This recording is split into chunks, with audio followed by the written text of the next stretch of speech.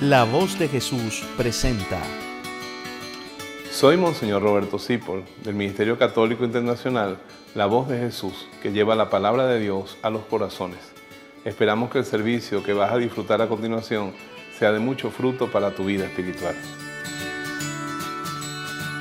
Pongámonos en oración para escuchar juntos la voz de Jesús.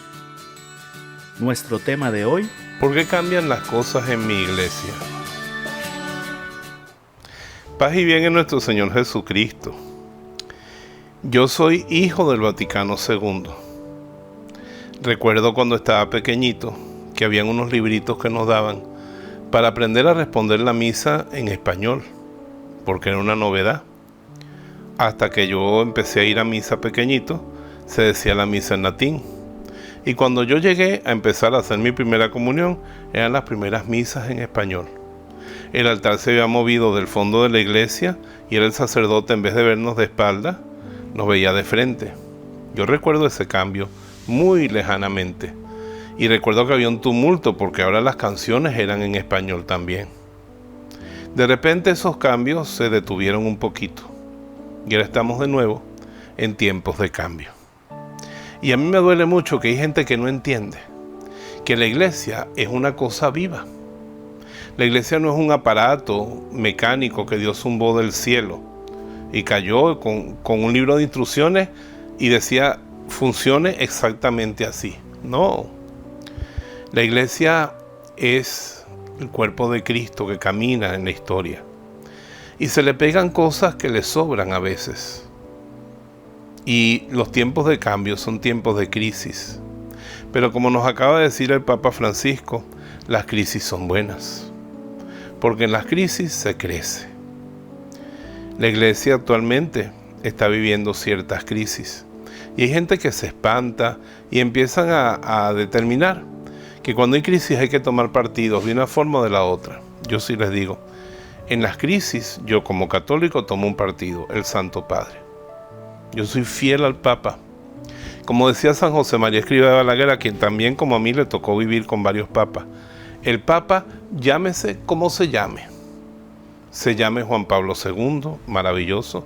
Benedicto, maravilloso. Francisco, maravilloso. Y el que venga, cuando venga otro, maravilloso. Porque para un católico, el Papa es el sucesor de Pedro.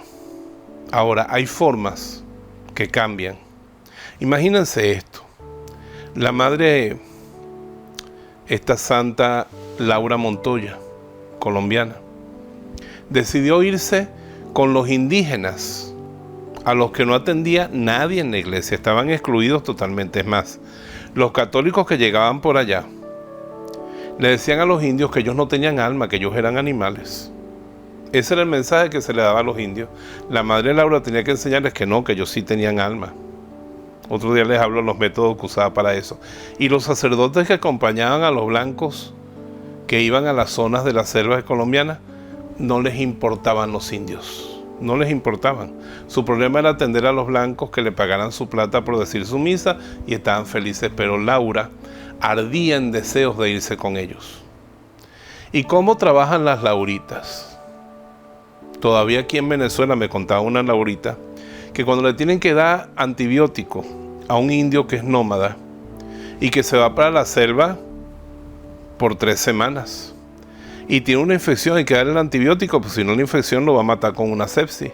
Pues esta monjita se arremanga con su caja de antibióticos y se va con el indio para el monte a comer culebras y monos y lo que haya.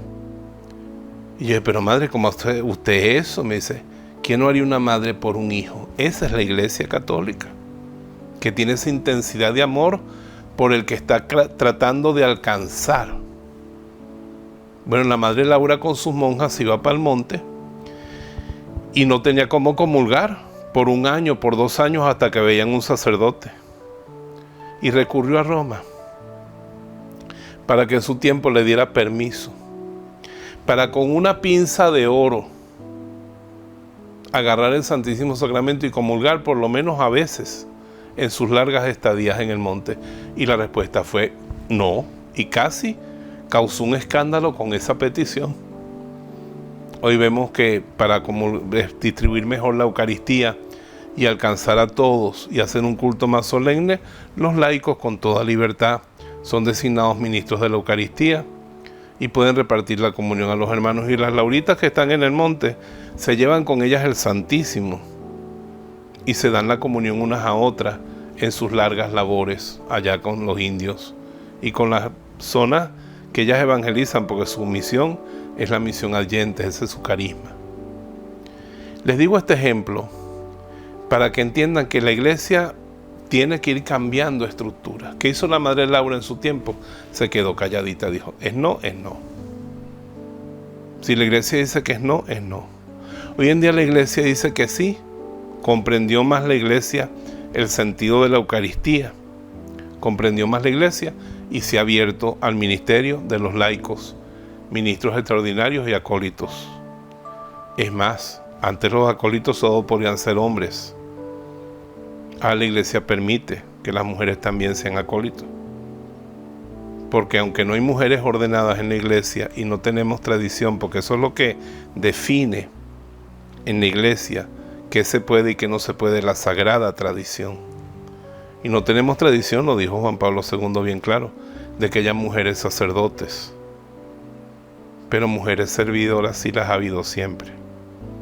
Y es un servicio el dar la comunión. La misma comunión, hay cambios en la iglesia.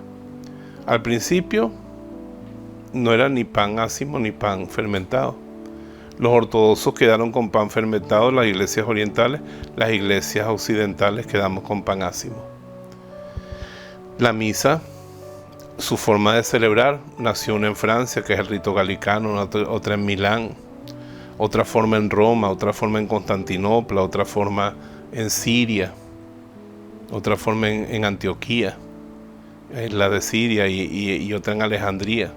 Entonces hay muchas formas de celebrar la misa y se fueron concretando. Lo que pasa es que en el Concilio de Trento estábamos enfrentando el problema de los protestantes y la iglesia occidental toda se fijó en el canon romano muy riguroso para evitar lo que nos estaba pasando con los protestantes.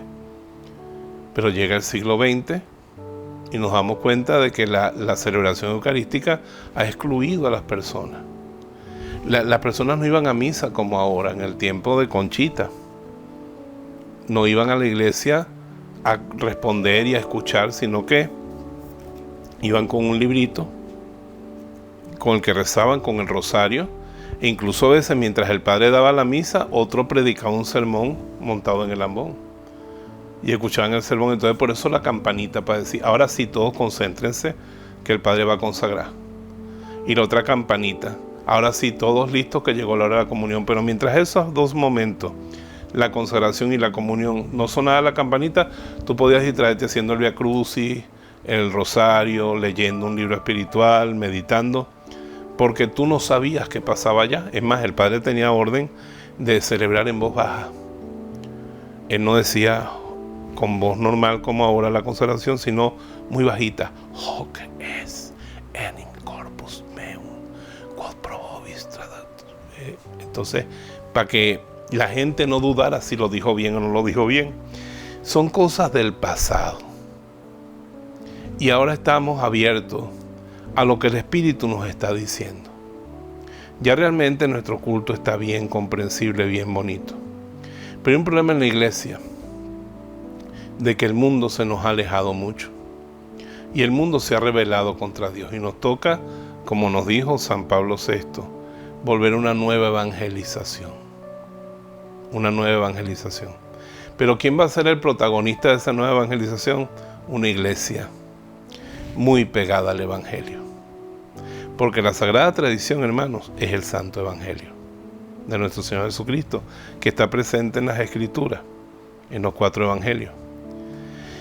Y ahí vemos una comunidad donde los apóstoles actúan junto con los discípulos. Vemos a Pablo, pero él tiene al lado a Priscila, Aquila, Sóstenes, que son personas que lo ayudan en su ministerio. No son obispos ni son sacerdotes. Es una iglesia que camina junta y que camina con el mundo, buscando al mundo. De eso se trata nuestros nuevos tiempos sinodales, a los que tenemos que estar abiertos. Antiguamente teníamos una forma de autoridad en la iglesia que se parecía mucho a la de los señores feudales. Es más, la obediencia misma, cuando vamos a ser ordenados los sacerdotes, la juramos con un gesto feudal. El gesto feudal era que el señor feudal se sentaba y tomaba en sus manos las manos del siervo que le iba a servir y le juraba por Dios que le iba a ser servicial toda la vida. Yo puse mis manos juntas y las seguiremos poniendo los sacerdotes en las manos del obispo. Y el obispo nos dice: ¿prometes obediencia y respeto a mí y a mis sucesores? Y yo digo: sí, prometo, y no me arrepiento de haberlo prometido. Pero hoy en día el obispo no me va a decir a mí fríamente: Roberto, estás destinado a tal parroquia y vete. Amén. Sino que dialoga conmigo. Y va a hablar con los demás padres, a quién podemos enviar a esa parroquia, quién es el más conveniente. Y los padres van a decir: bueno, por el carácter, la forma de ser, yo creo que fulano. Y después que el obispo toma consejo, le dice al sacerdote: ¿a ti te parece que aceptas este cargo, esta necesidad que tenemos que encomendarte? Y el padre dice: sí, monseñor, pero tengo una pequeña objeción, que es esto, aquello. Bueno, lo resolvemos de tal manera, en un diálogo amoroso. Eso no existía antes. Y así vemos ciertos cambios en la iglesia. Y hay gente que se asombra. Pero es que si la iglesia fuera una cosa muerta, como un jarrón, como esta imagen de Santa Teresita o esta imagen del Mapamundi, si lo ves cambiado, asústate, porque algo raro pasó. Pero yo tengo afuera una cantidad de maticas que quiero mucho, de trinitaria y de distintas flores. Tengo una orquídea que me regaló mi hermana. Y si yo no viera cambios nunca en ellas, pensaría: la mata se me murió. Y es un vegetal. Imagínate la perrita que tengo afuera. Ella se mueve para acá y para allá. Cambia todo el tiempo. Y la iglesia es un organismo vivo. Nosotros somos parte de esa iglesia. Tenemos el evangelio y la tradición apostólica que no cambia. Pero en muchísimas otras cosas tenemos que amoldarnos, cambiar. Como decía el Papa Juan Pablo II, usar nuevos métodos, nuevas formas, nuevas expresiones para predicar el evangelio, incluso para celebrar nuestra vida sacramental. Y es por eso que hay cambios en la iglesia. El que quiere una iglesia inmutable, pues realmente no está viviendo el misterio que Cristo dejó en la tierra. La iglesia es un reflejo de Jesucristo. Y Jesucristo es un Dios que se encarna, se hace hombre para vivir en la historia con nosotros y para hablarnos en el lenguaje con que nosotros hablamos, para llenarnos de su luz. Y así la iglesia, que es espiritual, se encarna en la historia de los hombres y camina con los hombres. Es verdad que en estos cambios de renovación siempre es válido algo que se decía mucho cuando el Concilio Vaticano II. Pero eso es válido para los que, entre comillas, son de derecha y los que son de avanzada. Cuando tú terminas de bañar un bebé, tienes que tirar el agua del baño, porque esa agua está sucia, ya no sirve ni para beber, ni para nada, ni para regar las matas porque tienes jabón. Pero debes tener cuidado que cuando tires el agua del baño del bebé, no tires el bebé o parte del bebé con el agua. Es una imagen muy clara. Cuando nosotros vamos a evolucionar como iglesia, no podemos dejar de lado, por ejemplo, el mandamiento del amor,